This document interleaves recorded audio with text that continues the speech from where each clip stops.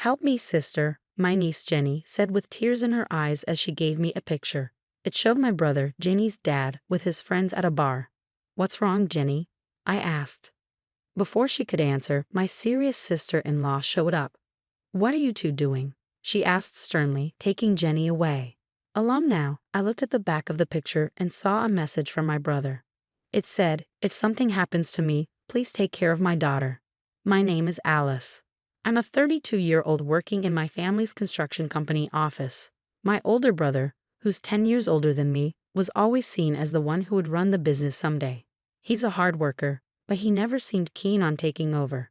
Even though everyone, including me, thought he would, he often said, 'I enjoy carpentry, but I don't want to run the business.' It became his mantra, repeated over and over. Then one day, he dropped a bombshell. 'I found someone I want to marry,' he announced, introducing us to Maggie. She was lively and quickly became part of our family even though she didn't live with us. 'I'm getting married and moving out,' he declared. 'But what about the business?' I asked. 'You know you're expected to take over, right?' He sighed, patting my head gently. 'I don't want to cause you any trouble with Dad. We don't see eye to eye,' he explained. True to his word, he married soon after and moved out. But he always stayed in touch, chatting with me about everyday stuff. Guess what? Maggie made a delicious dinner tonight. She's a dietitian, so she keeps an eye on my high blood pressure," he'd say. I'd tease him, saying, "You never get tired of bragging about her, do you?" But seeing him happy was all that mattered to me. A few years after my brother got married, his daughter Jenny was born. After that, we started seeing them more often. They looked really happy, and Jenny was growing up well-loved by both her parents. When Jenny turned 10, there were talks in the family about patching things up with my brother. We hoped we could laugh together like we used to, but that hope didn't come true. One day while I was at work, I got a rare call from my sister-in-law. It wasn't unusual to hear from my brother, but it was strange to hear from her. Worried, I answered the phone right away. "Hey, sister-in-law." "Oh, Alice, what's going on? It's not often I hear from you. Calm down and listen. Your brother Jake had an accident at work. He fell from scaffolding because of the rain. The news hit me hard. I felt like time stopped. I called our parents, who were also at work, and we rushed to the hospital in the pouring rain. When we entered the hospital room, my brother looked so pale. Seeing him like that made the reality of the phone call sink in, and I collapsed to the floor. Bro," I managed to say weakly, surprised by how feeble my voice sounded, and sadness washed over me. Beside the bed, my brother's wife was crying loudly, like the main character in a sad story.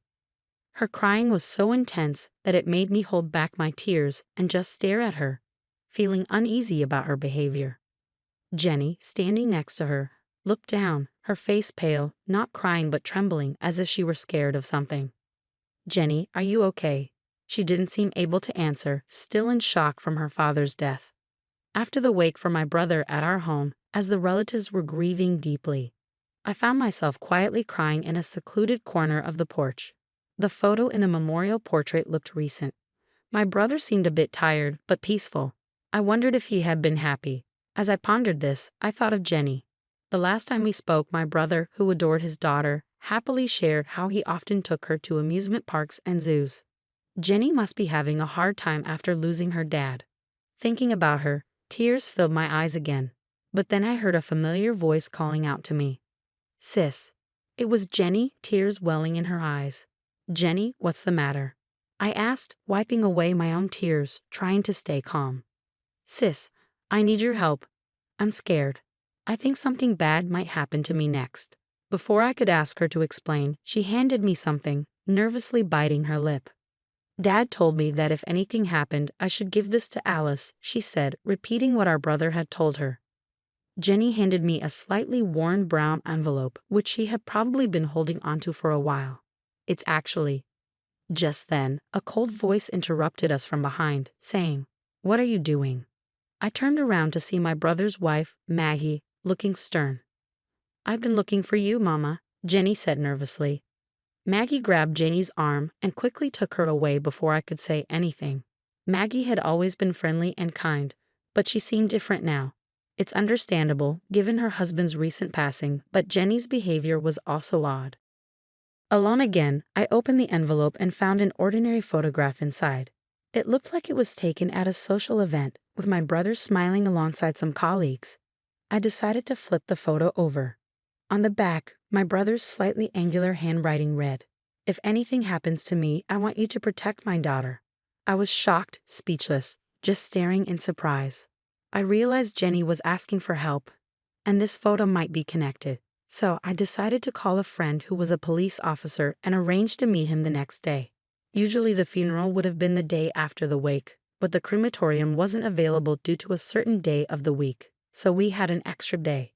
This gave me time to dig deeper into my brother's death.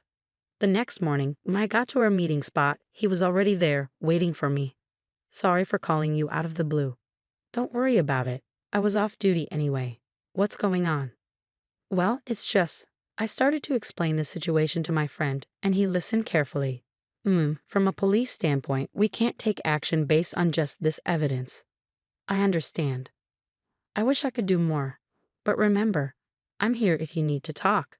"Yeah, thanks. Just talking it through helps me think." Even after saying goodbye to my friend, I couldn't stop thinking about the photo Jenny gave me.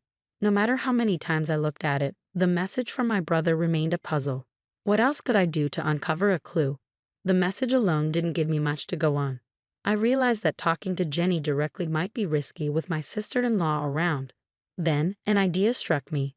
Maybe I could find something in my brother's belongings. Unable to sit still, I hurried to my sister-in-law's house. "I'm sorry to bother you during this difficult time.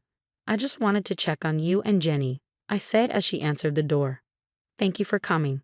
Jenny's in her room, but she's not feeling too good since her dad passed," she replied, leading me to the living room. Despite her usual neatness, the house felt somber today. I don't see any of my brother's stuff here, and even a family photo that was here last time. There was no sign that my brother had ever been there. Determined to find something of his, I looked around the room. Maggie brought me some tea and homemade pickles.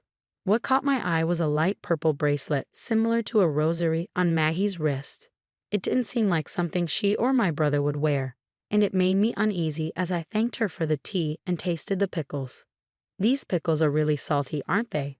I remarked, quickly drinking my tea to wash down the extreme saltiness. But Maggie just tilted her head, saying, "Really? I don't think so." Maggie, a dietitian, usually made delicious and healthy meals that my brother loved. It was odd for her to make something so salty, especially knowing my brother's high blood pressure. Since I arrived, I've been feeling uneasy at Maggie's house, and I started worrying about Jenny. "I'd like to talk to Jenny. She's in her room, right?" Just as I stood up to go to her room. "No, you can't see her." "What? Why?" "I'm sorry, but you need to leave. I'm busy getting ready for the funeral," Maggie said firmly, grabbing my wrist and pushing me out into the hallway, then out of the house. Feeling frustrated after finding no clues, I looked up at the sky, wondering what to do next. Suddenly, Jenny appeared at a second-floor window. She gestured for me to be quiet and threw something at me. It was a small key wrapped in cute memo paper, the shed key. "Hide it under the potted plant after you use it," the note read. I gave Jenny a thumbs up, and she nodded before gently closing the window. To avoid my sister-in-law, I went to the backyard and used the key to open the shed. Inside, I found my brother's belongings, including a diary. Jake had been diligent about recording his daily life in a diary since he lived at home. As I read through it, I couldn't believe what I found. The food had become too salty, and even when he mentioned it, Maggie dismissed it, saying, "Trust me, I'm a dietitian," and he couldn't get her to take it seriously. His health had been declining because of it. Plus, he explained why he left that photo. The next day, a crowd gathered at the funeral, including relatives and Jake's colleagues. When Maggie took the microphone to speak, I stood up and interrupted her. "I need to say something," I announced. "Alice, what's going on?" Maggie looked surprised as I walked to the front of the room, ignoring her. "Jake didn't die by accident." My words caused a commotion in the hall, and Maggie's expression turned stern. "What are you saying?" "My husband slipped and fell off the scaffold at work," Maggie protested. "I showed everyone Jake's diary. It's all written here."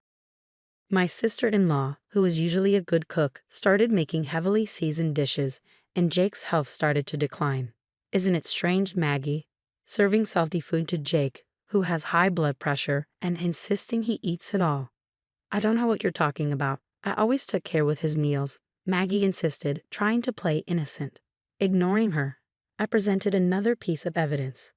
This is a photo Jake left for me. At first, I didn't understand its significance, but when I visited your house yesterday, it became clear. The person in this photo is wearing a bracelet that matches the light purple one you're wearing. As I pointed to the person, everyone's attention shifted there. Mr. Johnson, you and Maggie were having an affair, weren't you?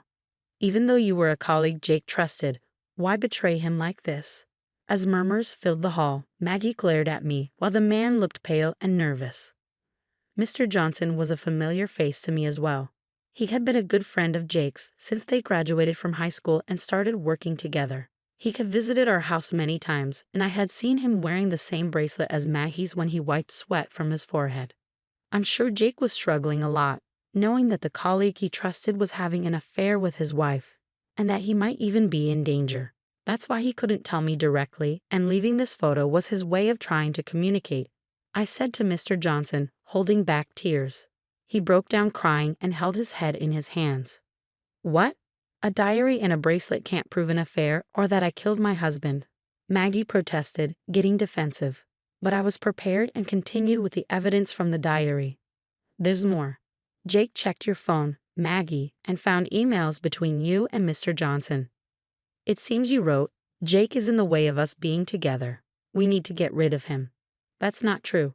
Whether it's a lie or not, we can easily find out by investigating, right? I challenge. At first, it seemed like you were planning to take advantage of my brother's high blood pressure to harm him through his meals. But that would take too long. So driven by your desire to get married as soon as possible, you approached Mr. Johnson to eliminate my brother in a workplace accident, didn't you? You planned to push him from a height on a rainy day, and if anyone asked, you'd just say he slipped. I never suggested such a thing. He's the one who brought it up. Maggie tried to deflect blame onto Mr. Johnson, pointing at him. He shook his head vigorously, denying it. Mr. Johnson, it was raining on the day my brother died, wasn't it? I asked. He nodded slightly. Usually work would be stopped on a rainy day, so why wasn't it? It was only drizzling, and we had a deadline, so he suggested we continue with the work. I saw it as an opportunity, Mr. Johnson explained. My brother considered you his best friend and trusted you until the end. You know that, I said, addressing Mr. Johnson. There was a collective intake of breath as he bowed deeply towards Jenny, my brother's only daughter. I was led astray by her, and I did something terrible. I'm truly sorry, Mr. Johnson continued to apologize through tears. Jenny looked at him with sadness in her eyes. Meanwhile, Maggie kept denying any involvement. Even at this point, you'll hand over the incriminating emails to the police, right? I asked, and when Mr. Johnson offered his phone, Maggie seemed to finally give up.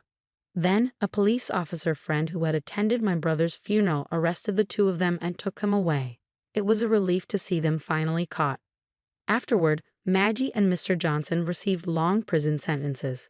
Thanks to the lawyer I hired, Jenny received financial support from a program called the Victims' Compensation Program, designed to help families of victims recover. Jenny was deeply affected by the incident and struggled for a while, but I adopted her as my own, and she's slowly starting to smile again. I've decided to give her all the love I can in place of my brother.